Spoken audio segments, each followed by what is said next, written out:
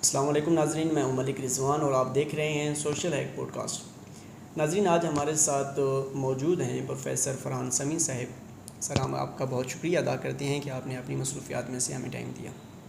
سر، سب سے پہلے میں آپ سے یہ جاننے کی کوشش کروں گا کہ سوشل میڈیا ہمارے نوجوانوں پر کس طرح اثر انداز ہو رہا ہے۔ سر جی، بہت شکریہ آپ کا بلانے کے لیے، ٹائم دینے کے لیے۔ سوشل میڈیا ایک سر جی ہمارے پاس بہت بڑا ایک پلیٹ فارم ہے۔ اس میں آپ دیکھیں، آپ اس کو جس حساب میں یوز کرنا چاہتے ہیں اسی حساب میں آپ اس کو دیکھ سکتے ہیں۔ پازیٹیو یوز اس کا کریں گے تو پازیٹیو ہے، نیگیٹیو کریں گے تو نیگیٹیو ہے، لیکن access of every thing is bad. تو اس کو اپنی لمٹ میں، دائرۂ کار میں رہ کے ہم جتنا اچھا یوز کر سکتے ہیں تو اتنا ہی ہمارے لیے بینیفیشیل ہوگا۔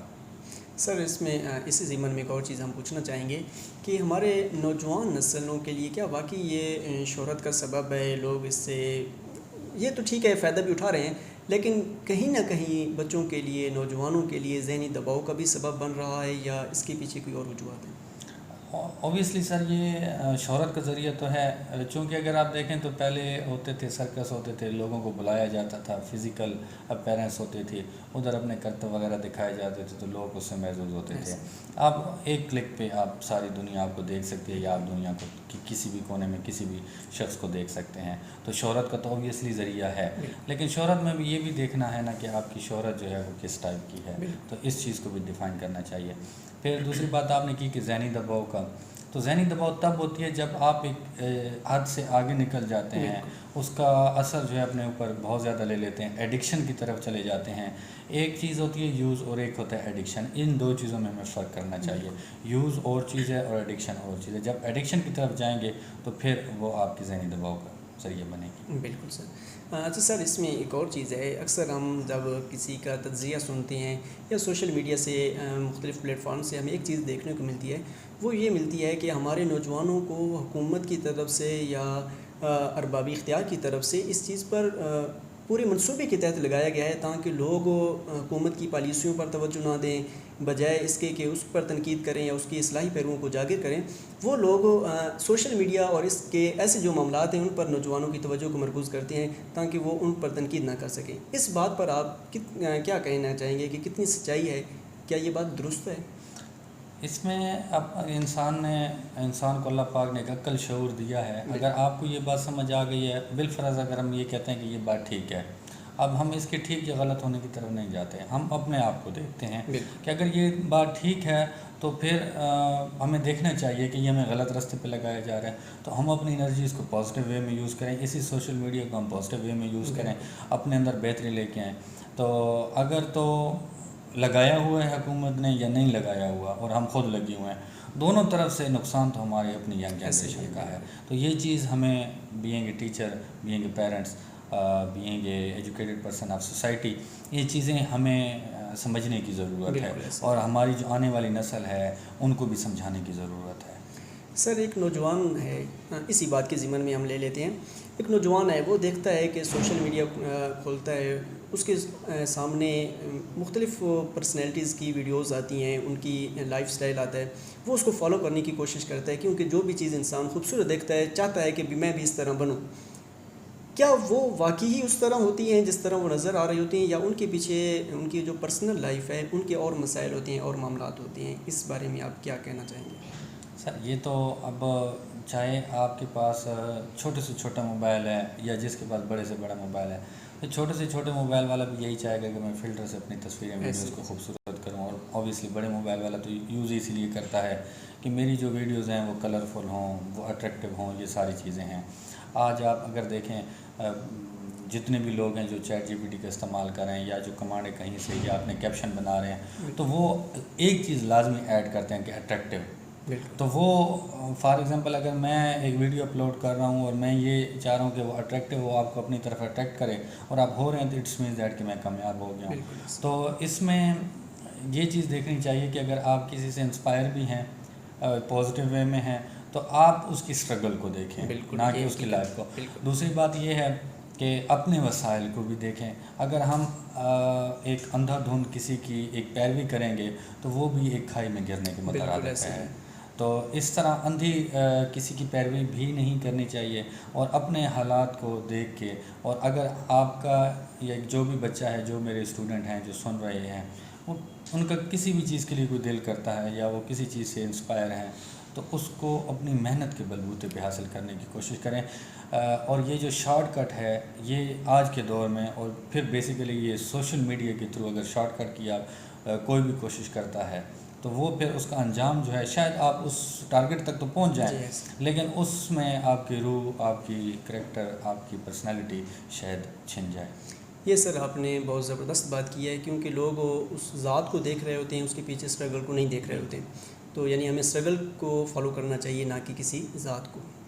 سر لاسٹ میں ایک چیز ضرور پوچھوں گا کہ ہمارے نوجوان میں ایک چیز کی کمی آ گئی ہے جس کو وہ زیادہ فیس کر رہے ہیں، وہ یہ ہے کہ وہ اپنے خاندانی اعتبار سے اور معاشرتی اعتبار سے ان کی رویوں پر بہت زیادہ منفی اثرات ہیں۔ اس کے پیچھے کیا بنیادی وجہ ہے؟ کیوں نوجوان ہمارے اتنے زیادہ اس منفی پہلو کے گھڑے میں گر گئے ہیں کہ وہ اب سنبھل نہیں پا رہے؟ اس کے پیچھے کیا وجوہات ہو سکتی ہیں؟ سر دیکھیں، ایک اللہ پاک نے انسان کو بنایا، پھر اس کو اس دنیا میں بھیجا، تو اس کے ساتھ ایک مینیو ٹائپ بھیج دیا۔ ٹھیک ہے، مینیو ٹائپ کیا ہے کہ آپ کے اپنے ایک طریقہ کار ہیں، ایک سارا حساب کتاب ہے۔ جس طرح جسم کو ضرورت ہوتی ہے، پانی کی بھی ضرورت ہے، کھانے کی بھی ضرورت ہے، آکسیجن کی بھی ضرورت ہے، ساری چیزیں ہیں۔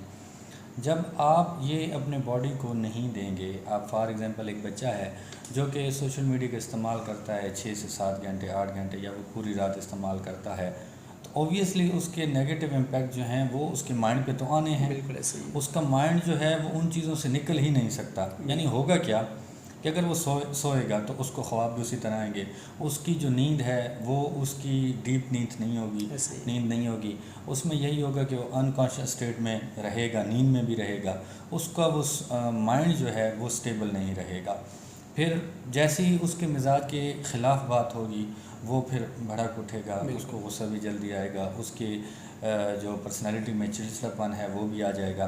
تو اس صرف اور صرف وجہ یہ ہے کہ ہمارے مائنڈ کو جن چیزوں کی ضرورت ہوتی ہے، یعنی نیند کی ضرورت ہوتی ہے، خوراک کی ضرورت ہوتی ہے، سن لائٹ کی ضرورت ہے، اس کو واک کی ضرورت ہے، اس کو کھیلنے کی ضرورت ہے، اس کو پازیٹیو جو ویوز ہیں معاشرے کی وہ سننے کی ضرورت ہے، جو انوائرمنٹ کی پازیٹیو ویوز ہیں، جس طرح پرندوں کی آوازیں ہو گئی ہیں، پودوں کی، درختوں کی آوازیں ہو گئی، یہ ساری چیزیں یہ آپ نہیں دیں گے۔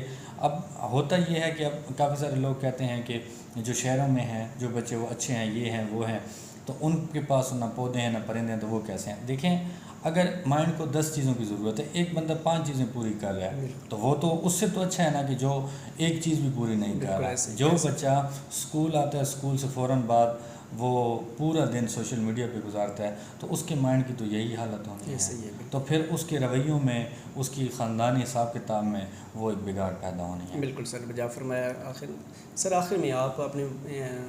آخر میں آپ نوجوانوں کے والدین کے لیے کوئی پیغام دینا چاہیں تو؟ سچوں کہ ہم ٹیچر ہیں، ہم اپنے بچوں کی بھی والدین ہیں، اور جو بچے ہمارے پاس پڑھنے آتے ہیں ہم ان کی بھی والدین ہیں، اور ہمارے پاس وہ بچہ آتا ہے جو جوانی کی دہلیز پہ قدم رکھ رہا ہوتا ہے، تو کافی سارے 8واں سال ہے ٹیچنگ کرتے ہوئے، یہ جو ایکسپیرینس کیا ہے بچوں کا، وہ بچہ جس میں کچھ ڈیفیشنسیز ہیں یا اس کو ہم اوور کم کر سکتے ہیں یا اس ایڈکشن سے نکال سکتے ہیں، وہ میری آبزرویشن میں جو ہوئی ہیں اس سے آپ ایگری بھی کر سکتے ہیں، ڈس ایگری بھی کر سکتے ہیں، میری پرسنل اسیسمنٹ ہے جی، اس میں آپ دیکھ لیں، آئی ہوپ کہ آپ کو سمجھ آ جائے گی۔ سر جی، جتنا اس ٹائم پہ بچے کو نیچر کے قریب لے کے جانے کی ضرورت ہے، شاید کہ پہلے کہیں اتنی ضرورت نہیں تھی، اور اگر ہم بینگ اے فادر میں اگر اس بات میں کامیاب نہ ہو سکا تو پھر مجھے یہ گلہ نہیں کرنا چاہیے کہ میرے بچے کا مستقبل جو ہے وہ ہے۔